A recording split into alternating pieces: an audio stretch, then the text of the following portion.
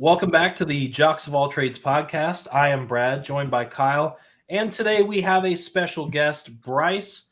You might have seen Bryce before. He was on our live mock draft last year, drafting for the Texans.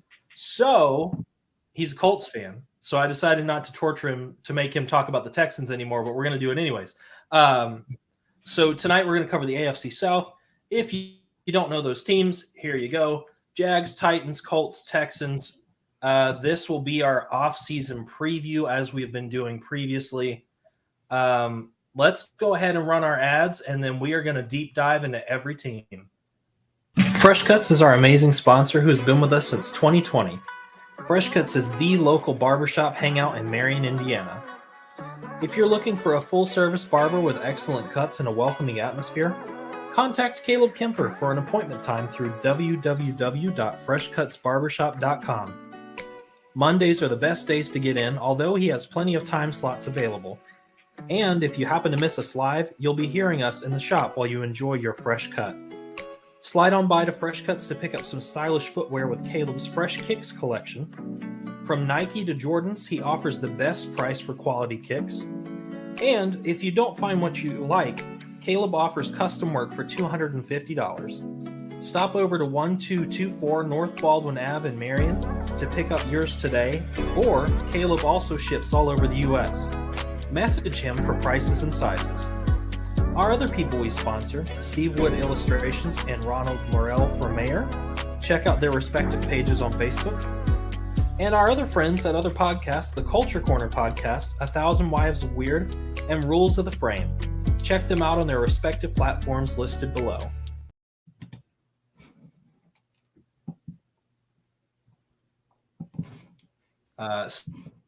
So happy to have those guys. So Jacksonville Jaguars. There's a lot of stuff that they need. I feel like they have accomplished a fair amount of things, but where are we looking if we're looking at the Jaguars and we want to really tear apart where they should be? In my opinion, it's still like with every other quarterback in the NFL, it's continuing to surround Trevor with weapons and a O-line. I like the talent they've added on defense with Trayvon Walker, Tyson Campbell, Olakun, Devin Lloyd, Josh Allen, Chad Muma, all those guys. They have a lot of good guys on defense too, but I still think offensive line is a definite need, especially since Jawan Taylor's gone. Cam Robinson is not a long-term starter. Brandon Scherf is not very young. And, I don't know what their third receiver position is going to look like when you have Kirk Ridley and Zay Jones. I don't think it's a good core, but I think it can be better. We'll see what happens to Calvin Ridley, but I still think it's surrounding Trevor with the right pieces. I'd agree. I think that having Trevor be able to put the ball deep, throw it short, let his receivers do work, allowing him to just really flourish in the way that he did at Clemson, kind of in that same mentality and that same game plan. I like it. I do enjoy that they brought back Evan Ingram. I think that was a big surprise to all of us how he performed in Jacksonville. But Kyle, you and I have talked about this a lot, and I'm sure Bryce will agree that when you have a young quarterback, one of the best things you can do is get them an elite tight end with good hands. And I wouldn't really call Evan Ingram elite, but he sure has some good hands, and he used them a lot last year. Yeah, and I think if we go to the Doug Peterson mold, he had two tight ends in Philly, so I wouldn't put that out of the realm of possibility if they got a tight end in the draft. We know it's a very, very deep one. And Ingram can't block. He still can't block. He's not really a tight end, So if they wanted someone like him, I believe they lost Josh Oliver too. I believe that was from the Jaguars. So they could use a blocking tight end. So there's a lot of guys out there that they can target. Yeah. Let's talk about what they can do with their $6 million cap. What is your number one need for them in free agency? Oh, Yeah, I mean, I would say it's get a tackle. I don't think where they're picking in the draft is tremendous for a tackle. I think maybe a guy like Broderick Jones or Anton Harrison could possibly slide there, but they might all be gone. So I still think tackle is the number one need for them, and then after that, it's probably secondary help. I like it. Just kind of deep diving, if they were to take a tight end, just to kind of follow up on what you're talking about, I don't think they need to address it early. This is kind of a nice, rangy tight end class. Would you take someone late like Luke Schoonmaker or Zach Kuntz, maybe? Yeah, or I would say a guy like Noah Gindorf out of North Dakota State or Josh Wiley from Cincinnati, both a little bit bigger, both more of a blocking type, but also can do some things in the passing game too. Either of those guys I think would be a good addition, but ultimately we'll see how their draft board kind of plays out. You never know. I mean, if a guy like Michael Mayer is running down and he's at pick 25, they might just go for it and get Michael Mayer to add to that team. Yeah, and I don't think that would be too risky of a pick to take that at that point. So one big question that I have is, what is our big question for the Jags here? What is the biggest takeaway that you have that they need to address for the next season? Not necessarily position, but like what's the big question here? Hey, I think I'll ask this to Bryce since the Colts play them twice a year. What would scare you to the point of like a Patrick Mahomes or Josh Allen? Like, what do the Jaguars need to do in order for you to be like, oh man, like they've got everything now. I don't know how my team's going to compete with Trevor Lawrence. No, absolutely. I think that the AFC South is dwindling in talent. The other teams. So being the Jaguars in the position that they're in, I think if they continue to surround Trevor Lawrence, like we've said, with weapons and allow him to dominate the game, if he plays at his pace of play, that he's not gonna let another team walk in and beat him.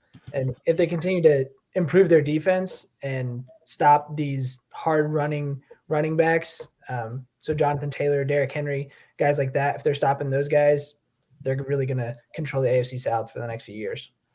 Yeah, and I think the Jaguars are definitely in the best position to run it. I would honestly put the Colts behind them just because I think getting Shane Steichen, having a good offensive line, I just think the Colts aren't as much of a trash heap like the Texans are, or the Titans are for that matter, because the Titans I don't think really have a plan. I think the Colts definitely have more of a long-term plan and a good pick to get their future quarterback possibly. So yeah, I'm in agreement with you that if the Jaguars, keep stacking up good guys in the draft or free agency, it's going to be hard to, get near them. So for sure. Speaking of trash heaps, let's talk about the Titans for a minute. Let's recap here for a second. You shipped away your best receiver for basically nothing. He goes off for an 1,000-yard campaign with Jalen Hurts, and you lack any kind of offensive firepower outside of Derrick Henry. Let's rewind a little bit more to this offseason. That was last offseason. Here's this offseason. Now we're talking about shipping out Derrick Henry.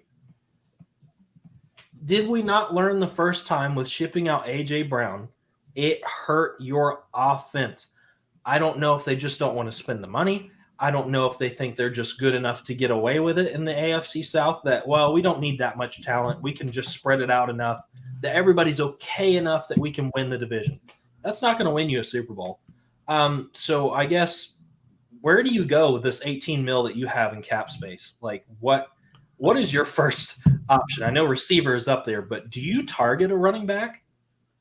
I mean, I wouldn't. I'd just kind of keep – I don't think people are in complete agreement or understand truly the trades of the modern NFL. Sometimes teams will overpay, but look at Jalen Ramsey. He was got for a third-round pick and a tight end who had no catches or one catch this year. So Henry, with his position at running back that is just not as valued in the NFL anymore, with his contract and with how old he's going to be, I don't think they're going to get a great return for him. That's why he probably hasn't been traded yet, because they're not getting the offer that they want. So if they were smart, they'd probably hold on to him for a couple more years. Maybe just, if I were them, I'd stick Malik Willis in right now. Yeah. See what you have. Like, I know it's not the most tremendous offense with, your receivers and your offensive line, but it could be worse. And he is mobile, so he can escape a little bit. But you don't know what you have in Malik Willis, but you know what you have in Ryan Tannehill. And Ryan Tannehill's not going to get you to where you want to go. Yeah. So my first move would just to be put Malik Willis in there, see what he can do. If he can't do it, guess what? The quarterback class next year is incredible. So, or so far. So that's what I would do. Kyle, I just want a shirt with your face on it that says "See what you have," because I guarantee you I can list at least 15 times where you've said that. See what I love it. It's my favorite. See what you have. It's true, though. I wish NFL teams would do that, because instead of trusting the young guys, they'll say, well, this guy sucked for his whole career and been mediocre, but at least he's mediocre. He's not trash. So, well, surely NFL teams don't know what they have. If, like, how you figure out if a player is going to make it or not if he gets reps on the field. I understand practice is one way, but you're not really playing against live competition, guys beating down your neck, trying to kill you, game planning. You have to put guys in and see what they can do. I don't know. I mean, I know Malik Willis isn't that great of a passer, but I think it'd be more exciting to watch Malik Willis back there run around than Ryan Tannehill. True. So. I would agree. I say I think Derrick Henry actually made Ryan Tannehill better, because when you have Derrick Henry back there, you have to load the box and keep Derrick Henry from literally beating your entire team. And so then it opened up the passing game for Ryan Tannehill. So if they're trading away this large piece, they're going to not really screw Malik Willis over, but like give him a hard time trying to really prove himself in this NFL.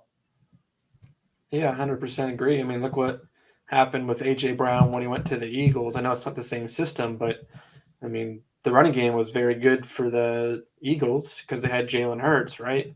So you got to stop Hurts and the running back. So they load the box. Oh, my gosh, it's A.J. Brown one-on-one. Let's just throw it up to him. And that's what happened. So, it worked. Titans are stupid. I don't know what they're doing. They got Andre Dillard, by the way. That just happened a couple minutes ago at left tackle, former Eagle. So they got rid of Taylor Lewan, replaced him with Andre Dillard. Not really sure how that's going to pan out. I think he's okay. But honestly, this is kind of harkens back to my point of, like, I don't know the direction of this franchise. I don't. I don't know if Bryce, if you have an idea or not. Like, I don't know. It's tough to see right now. Yeah, I don't know where they're headed. They don't seem to have they're not in a rebuilding phase. They haven't like completely torn down. I mean, with this Derrick Henry trade, they may be tearing down for a rebuilding phase, but just last year they were dominant in the AFC and were, I think, the number 2 seed going into the playoffs. Like they had the capability to really compete, but I don't know if they're going to be able to do that this season with how much they're losing and just their guys are getting older and they're not able to compete the same way that they were. Yeah, I think they got rid of Bud Dupree as well. They're trying to sign Jeffrey Simmons to an extension. If I were him, I don't know. I'd be like, if you're not reaching this number, just give me away or let me go next year, because I don't know the next time the Titans will be a contender, because they have gotten rid of so many pieces and they really haven't acquired many good players recently either. So yeah, the two comments that I want to make here. For targets, you went ahead and you've kind of already addressed O-line, which is great. But Jamison Crowder has kind of been an outlier for the Jets for quite a while. He doesn't quite get used with Elijah Moore, Garrett Wilson. I can't think of his name. I'll get Jalen Burks. Huh? Oh, on the Jets. Jets. Corey Davis, Elijah Moore. Corey Davis. Thank you. So Crowder is kind of like a fourth man option at this point, which if you're the Jets, you're probably not going to have four wide very often.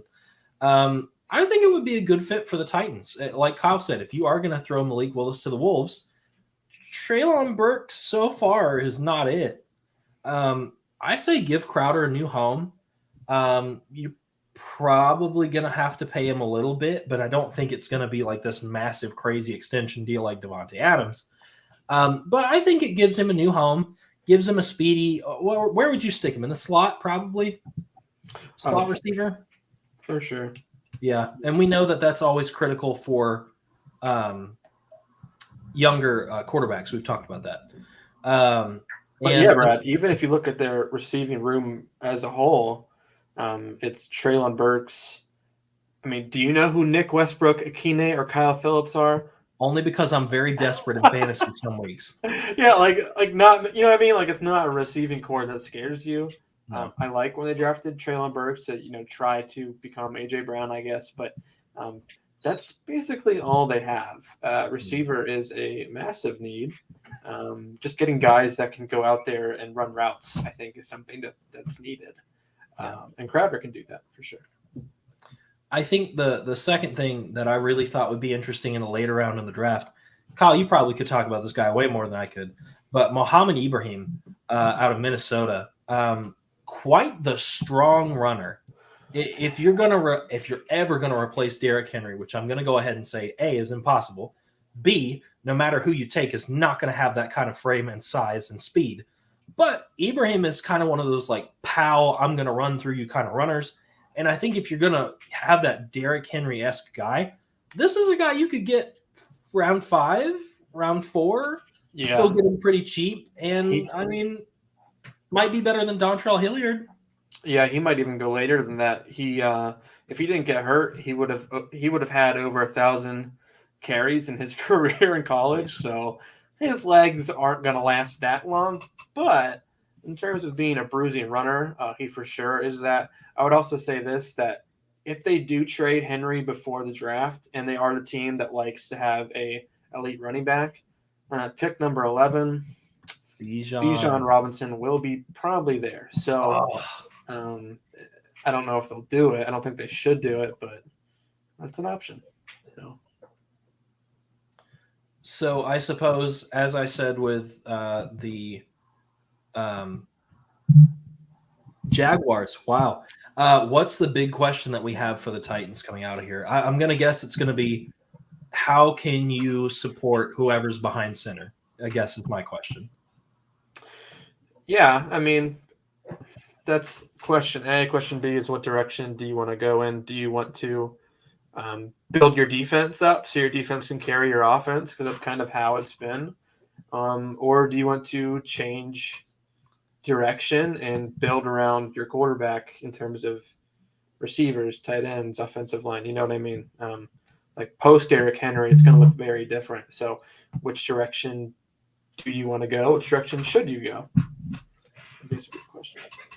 I think if you're pulling in a new offensive coordinator, I think they're going to lean towards offense, but that's just my guess. If you're going to do that, you might as well just restart the whole offense. But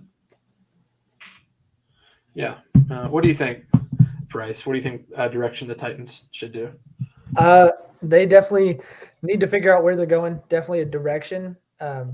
So then they can definitely build on what they have. So building around Treylon Burks, I know that he wasn't what we expected he would be last season, but I still think he's capable of having a good career in the NFL as a good wide receiver. So even adding even another, a better number 1 wide receiver to the wide receiver room would definitely help. So, and then I would even be surprised if they moved up in the draft to take Will Levis, try it for a year and see what happens, because next year, like you said, is definitely a quarterback stacked. draft. So I definitely think that they could move up and try and make some moves here. For sure. I mean, if a guy like Jalen Carter falls to them at some point, like that could happen. Right. Will Anderson, like that could happen. Like it's a draft you don't know. And their outside linebackers, other than Harold Landry, don't really scare me. They have a lot of good pieces in the secondary. They're not elite, besides maybe Kevin Byard. But I don't want Will's career to be ruined. I don't know if it'll be ruined. Like I think Mike Vrabel is he's very knowledgeable. I think his offenses have kind of sucked, but in terms of his defense, I think he knows what he's doing. So, I think one of those guys, if they fall, Titans are definitely a team that could for sure trade up. So, I agree with that. Well, we're probably about to make Bryce's night with switching to the Indianapolis Colts. Now that we've tortured you with two teams that are rivals to your team, let's start out here. 12 mil. That's not bad. That's not bad for the Colts. Could probably be more if they make some adjustments. However, I think the caveat and like the caviar on the cracker for me here is Shane Steichen coming in as head coach, because now you can't pin it on Frank Reich. Now you can't pin it on your quarterback. Regardless of what happens here, it is finally going to shed some light on it is not a head coach or a quarterback problem. It is the upstairs problem. So I'm excited because, well, I'm not excited. Let me rephrase that. I'm excited because the Colts are going to get a new quarterback. I'm not excited now because Carolina has moved to number 1, which I think kind of takes out a trade partner for the Colts. Because if the Panthers gave up that much to get at 1, even though there's been rumors that the Panthers will trade back, you can bet your sweet bottom they're going to ask for twice the amount that they had to give up to get to number 1. And I just don't think that's feasible for the Colts that are trying to be in a position to win this division. Where do you guys sit with that? I'll let Bryce go. Yeah, I would definitely agree. I definitely think that the Colts are in a position where they're a few pieces away from being super competitive in a division that's easily winnable. This is not a dominant division, kind of like the Chiefs are. They dominate their division every year. This is definitely an open division where the Colts could get into the playoffs and then make something happen if they work down the line. So I feel like the Colts are just a few pieces away. A quarterback, definitely. Another weapon, probably. Somebody who's just a reliable guy that you can go to, and then a little bit on defense, just adding some depth. I feel like injuries has definitely played a part in the past 2 seasons of the Colts' kind of downfall, and it has definitely not helped where we are looking forward to the future, I guess. Yeah. I'm going to paint you a picture here. Here's 2 moves that I think if the Colts make, they could win the division, possibly. So Shane Steichen was with the Eagles, right? And he had Jalen Hurts. They designed an offense for him that was very much, hey, we're not afraid to run with the quarterback. We can do quarterback draws. We can do read option. We can do quarterback option. We can do play action. We can do everything with his legs as well. But also, Jalen Hurts was one of the best deep ball throwers in the NFL last year. Look at the stats. He was very on target downfield. There's also a quarterback in this draft that is very good with his legs. He's not the most accurate guy, but he throws a very good deep ball. I think if Shane Steichen and the Colts can somehow get Anthony Richardson and do some very similar things, where are you going? Do some very similar things with him, and then also maybe make a trade, because again, trades aren't what you think they are. You can get receivers for cheap. Make a trade and get a Cortland Sutton, a Jerry Jeudy, or a DeAndre Hopkins. Get somebody that can win one-on-one. Yeah. I mean, they already have a good offensive line. They can maybe use another piece, but it's still pretty good when healthy. And obviously, Jonathan Taylor is a monster when he's healthy, so you have that figured out. I mean, that could be a very successful offense next year. Again, I don't know what do you have an idea, Bryce, of what direction they want to go with quarterback? Do you think it would be Richardson, or do you think it'd be more someone more like Bryce Young or CJ Stroud? And everything that I've read, nobody has any idea. Okay. I don't even think the Colts know what their plan is. And kind of similar to what Brad had already mentioned, the upstairs problem. It's definitely going to be up to whatever Jim Irsay, who the new general manager, he's basically been the general manager these past 2 seasons of the Colts, and that's not a good thing for Ballard because I feel like Ballard has made some questionable decisions that may ultimately lead to his dismissal here in the next season or two if this does not get turned around. But I definitely think that Anthony Richardson is in play. He performed super well at the combine. And then Steichen, he said in his press conference, he said that you can teach accuracy and you can develop a quarterback into what you need them to be if they have the physical skill set to be able to do it. So just the physical specimen that Anthony Richardson is, like, he is definitely capable of being – he has probably the highest ceiling of any of the quarterbacks in the draft. I would say just on potential alone, I know that there are other quarterbacks who are better than him right now, but it would definitely be a potential. So I guess listening to both of you, I think it depends on what flavor the Colts are looking for, because you've got 4 different flavors. All are very good. Do you want the magic man, Bryce Young, who can literally just kind of make anything happen out of nothing? Do you want the accuracy man, CJ Stroud? Do you want the upside kid, Anthony Richardson? Or do you want the big bruiser in Will Levis? It's really, where do you want to take your offense and go? And I think the more that I think on it, I'm going to surprise both of you by saying this. I don't think they're going to take Bryce Young. And it's not because I don't think they should take Bryce Young.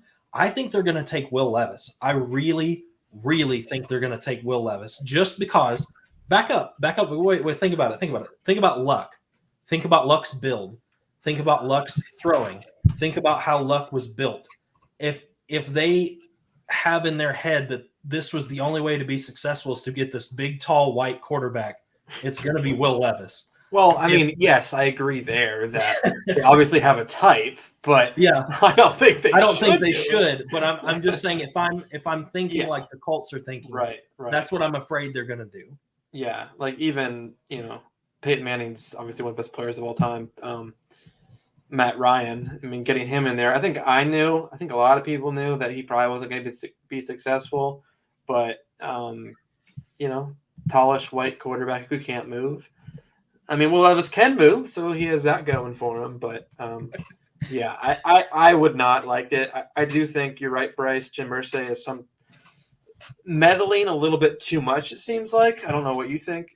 It just seems from my point of view that he is, and that definitely flares up things between the GM and the coach. So I'm hoping that they're just like, all right, Ballard, Steichen, what do you want to do? And just do it, because Steichen had a good plan. He's coached Justin Herbert, right? He coached Jalen Hurts. He knows what he's doing. He's kind of a quarterback whisperer in his own right. I think he's smart, and he relates to the players, and he's humble. Like, he has some humility to him. So I think if you hand him the keys a little bit and be like, what kind of guy do you want to build your offense around? And go up and get that guy. Like, even if you have to trade up to number 3, do it. Because some other team might do it. Or can we play devil's advocate also here? Just because we all know the biggest question is address a quarterback here. What if they're not in love with any of these 4 quarterbacks? I'm definitely more excited than the 4th overall pick. I'm more excited about the 35th overall pick. So that kind of plays into it. So if I'm feeling like if they aren't in love with any of these quarterbacks, they would definitely trade back. It is in Ballard's DNA to trade back as much as he can. And if he can even get maybe like a 4th of what the Panthers got when they traded up to 1 to get at 4, he would definitely go and pull that trigger and move back a few slots and wait and see where he's at right there. Yeah. and you could still take a Hendon Hooker. You could still take Mm. one of the. I say Hendon because he's probably the best outside the four. I'm not even going to go further. Don't say Tanner McKee, please. I'm not going to. I'm not going to go further outside. Hendon Hooker is Yeah. the wonderful prize waiting for people in round 2. A lot of people have Hendon Hooker as like right behind Bryce Young and CJ Stroud. Like if he did not tear his ACL, a lot of people would have him as a third quarterback over. Now his age is a question for sure. It's a concern. He's 25, but in terms of when you talk about a player's tape, Richardson didn't have one. Hooker, on the other hand, holy cow, that kid can throw. He is very good processor, great in the pocket. He's pretty much ready. It's just what you said, age and injury are going to be the biggest determining factors on where he goes. But I'm going to play devil's advocate one more time, Bryce. Would you be okay with sinking this season for one of the sexy quarterbacks of next year? That's a hard question because I definitely want us to be competitive. And I feel like if it gets rid of Ballard, would that change your mind? I don't know. I definitely feel like we have not done enough in the past few off seasons in free agency to be competitive. I feel like Ballard's more of a build from the draft kind of general manager. But I definitely think that next year's quarterbacks could definitely play a factor in what the Colts do. But some of the windows of our prime players are dwindling. Like Leonard, he was drafted in 2018. I mean, he is still able to compete at a high level, we think, but definitely we're reaching a spot where we have to either decide, are we going to trade these guys while they have a high trade value and really restart, or are we going to try and make it happen now in these guys' prime?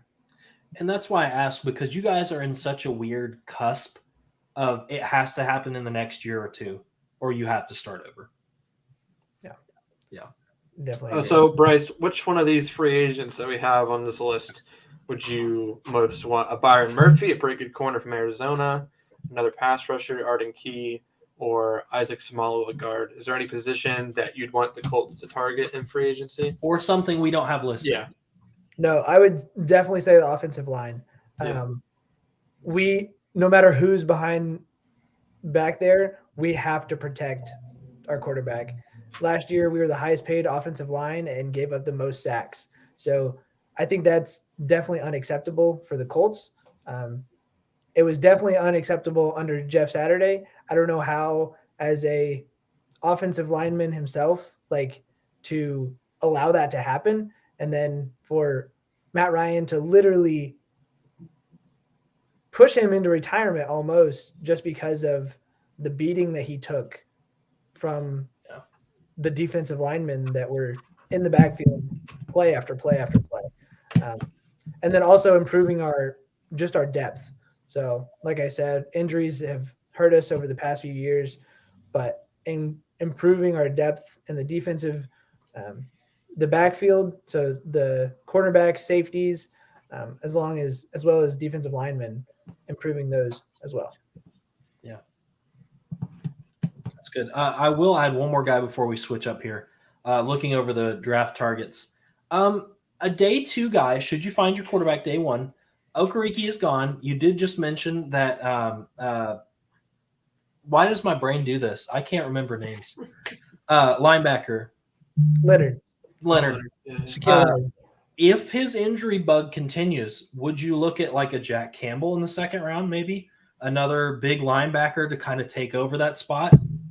Potentially. It depends on how the Colts see Leonard. If they are seeing improvement in him and him being able to come back at the same level that he's been playing at versus not, I definitely think that plays a factor into the direction that they go. For sure. Because I'm just worried about him playing like a Micah Parsons, kind of force him to do everything kind of role. And Okereke kind of took some of that pressure off for him. So I don't know if if they have a next man up or if they're gonna address it in the draft. Anyways. Yeah, they have to, I think, re-sign Yannick Ngakoue too. It's a big one. And then I think perfectly in my mind, obviously people could differ, but if they could somehow get an offensive lineman in free agency and in the draft go quarterback, receiver, tight end, something like that, just I think that would be the best move, especially if you're getting a young quarterback. But ultimately, we'll see what they do. For sure. Absolutely. I agree. And I would even move up. So if the Colts decide, Anthony Richardson's our guy, move up to 3 and work a trade where they get DeAndre Hopkins. They're giving up a little more to move up to 3, but they trade for the 3rd overall pick in DeAndre Hopkins, and then they give up a little bit more draft capital or even a player to bring in a sure thing for a young quarterback to definitely improve his game. AR-15 and Hopkins, that would be pretty good for the Colts. That'd be awesome. I'd love that trade. That's a good trade. Well, let's move on to our last and probably worst team in the NFL, in my opinion, which made me really sad when my man DeMeco Ryans signed to be the head coach of the Texans, because everyone that signs with the Texans, where are they now? So it makes me sad. I love DeMeco Ryans. I wish he would have come to be our defensive coordinator, but it's fine, man. Be the Texans head coach. I'm not salty. So let's kick it off with we have 37 mil. Am I reading that right? In space for the Texans? Oh my gosh. They should sign literally everyone they can in free agency. So far, that has been the Bears doing that. But, Texans so far signed Hassan Ridgeway, backup D-tackle, Mike Boone, backup running back. So they have not done anything sexy at all. But there are also rumors that they could trade away Laramie Tunsil. So I look out for that if there's a team that is in need of a left tackle. I'm curious to know, and this is old news, but I want to bring it up because I haven't heard anything. I don't know if you guys have. What are they doing with Brandon Cooks? Dude wants out. Yeah. So if you're the Texans, do you explore something before draft night? Do you kind of see where the receivers are going during the draft night and trade him then? What are your thoughts on unhappy player? When do you ship him? I think some teams view it differently. You could trade him as soon as possible for a team that's in need of a receiver. We know there are always teams in need of receivers. However, you could take a different route and say, hey, this team did not get a receiver in the draft, so do you want Brandon Cooks? So there's two different ways of going about it. But ultimately, Cooks, they won't get the offer that they're looking for. No. But I Which mean, is I don't sad know. because he's really productive. He's very good. And he's still at a decent age. He's not terribly old. And he could help out a Super Bowl contending team. So if I was Cooks, I'd be like, please get me out, because the Texans aren't going to do anything anytime soon. No. And they could at least get some. I know they have a lot of draft picks from what I'm seeing, but they could get even more. So. I think when I was making these, I think they have the most picks of everybody in the entire draft, which means, hypothetically, they should do a lot better than they did last year. Hypothetically. Not saying they will, but when you have – it's the Patriots dilemma thing. Like, we'd rather not have the most quality players. We'd rather have more picks to pull in more players, because the more players you pull in, the potential for the better kind of player goes up. So I don't know if that's the plan, because what's his name is from the Patriots and he's still there. Yeah. So I don't know. It might work for him, especially when you have 2 first-round picks. Now, here's my big question for the Texans. How do you not bungle your first 2 picks? Because you need a quarterback. That's duh. Davis Mills was a really cute experiment. It was okay. He has a great neck. But outside of that, like, he doesn't do anything. You know what I mean? So that has to be your first one. Now, here's where the conundrum starts, is with your second pick. You're the Texans. Kyle knows what I'm about to say. You could throw a dart at a board and literally hit anything, and it could be something that they need. I think outside of running back. Running back is the only thing I think is pretty secure for them moving forward. Do you take a receiver? If Dalton Kincaid is on the board, do you take Kincaid? Do you take a guy like Brian Brisset? Do you take Kalijah Cansey? Do you take Nolan Smith if he's like, where do you go? There's so many directions for the Texans to go. I'll just say it really quickly. Based on last year's draft, I think they got guys a little bit too early. Like I think Stingley was too early, and I think Kenyon Green was too early. So it seems like they don't really care about, our mock drafts per se. I think they'll just go with what maybe the guy they think is the shortest, safest pick. And after quarterbacks, I assume they'll get one at one. It's got to be offensive line or defensive line. I think Skoronski is a safe pick. I don't know if Brisset is a safe pick. I don't know if they're going to do that. In terms of receiver, I would say Jackson Smith-Njigba is definitely a safe pick, especially if they get C.J. Stroud at number 2. That would make a lot of sense. But I believe they'll go something different from what we have. I agree. Bryce, how do you feel about a defensive-minded guy stepping in? Where do you think they would go with that second pick? With that second pick, I think they might move back to more that 20 range. Maybe pick up like we said, like we've continued to say, is that trades are going cheaper than what we think or more expensive than what we think. So if they could get somebody cheap to add in some veteran leadership, kind of in the locker room, I think if they picked up somebody and then moved back and then were able to draft somebody that fell, or if they have few people still on their board, I feel like if they move back, they could definitely pick somebody good and then really build themselves up for the future. Yeah, that's a good point. Because, some of these guys we're talking about, Jackson Smith-Njigba might still be there at 20. Brisset might be there at 20. Cansey might be there at 20. This is my favorite thing about mock drafts. We could be horribly wrong. We think we know what they want. We could be horribly wrong, and the stuff that they're still looking for could be there late. So I like that. Pick up some veteran leadership. It'd be nice if they would address a tight end situation for a young quarterback, because Jordan Akins, like, if you guys didn't play fantasy, would you even know who Jordan Akins is? Like, you know what I mean? Like, they just don't – no one scares me on their team. I picked up Brandon Cooks last year because it's their only weapon. I did pick up Damian Pierce, another one, but that's a whole different story. Anyways, but the point being, like, they're not scary. There's not anything that defines them. So I like what you're saying about bringing a veteran in to give them an identity almost and say, hey, I don't want to lose anymore. Do you? You've got a new coach, new offensive coach. You've got new everything. This is the perfect time to say, we want this division. Let's go and take it. So I kind of like the idea of going and getting some vets. Yeah, I think too, Bryce, trading back, it's a good idea. If you look at just their entirety of their team, I don't really see one position besides maybe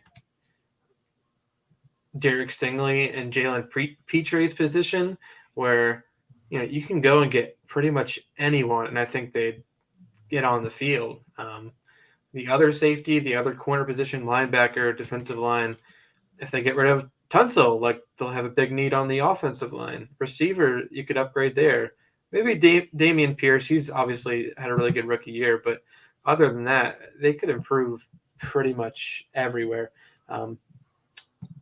But, D'Amico's a defensive guy, so I'd assume that would be a priority after quarterback, is just getting defensive guy after defensive guy and just getting young players and seeing what he can do with that, and how the 49ers were molded are 4 incredible defensive linemen up front, incredible middle linebacker, and then kind of an average secondary. So they already got some decent secondary pieces. So I think D'Amico is definitely going to look at defensive line. So I think they could definitely compete in the AFC. So in this past season, their 3 wins were against the Colts, the Jags, and the Titans. So they have the number of their AFC rivals.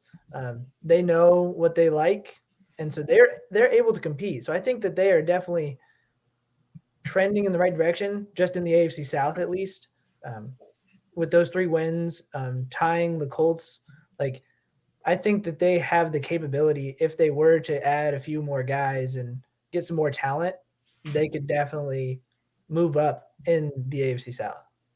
Yeah. So I know there are other big questions, but my big question is, will they give D'Amico Ryans more than 1 year to actually build something? Because their whole thing has been 1 year you're fired, 1 year you're fired, 1 year you're fired. Will he actually have a chance to build, or do you think if he doesn't get second or third in the AFC South, he's out? Oof. I mean, yeah, I think they should give him at least like 3? 3 years for sure. But I might even give him more because it's the Texans. Like, when's the last time they got out of the dump for more than a year or two? It was Deshaun Watson for maybe a year and a half, right? But before that, it's hard. It's hard for them to get out of irrelevancy. So I'd give him as much as I could because you never know. You could find a spark. You could find that one guy that can really turn your team around, or a really good draft, or a couple of good signings. So he really needs to build from the ground up. They have so many needs. So I'd give him at least 3 or 4 years to see what he can do. I agree. Do we have any other big questions for the Texans?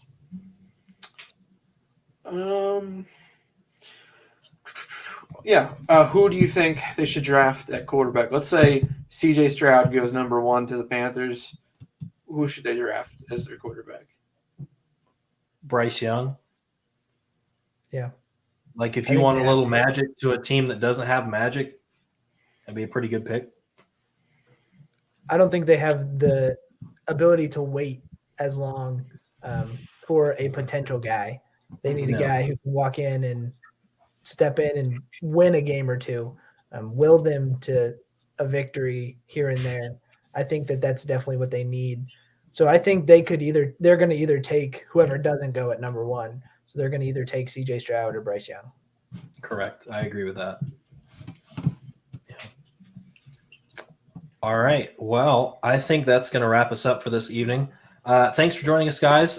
You will most likely see the rest of the AFC from us this week as we are trying to desperately hurry before free agency continues to be free agency. But thanks for coming along. Like, subscribe, share, and we will see you guys soon.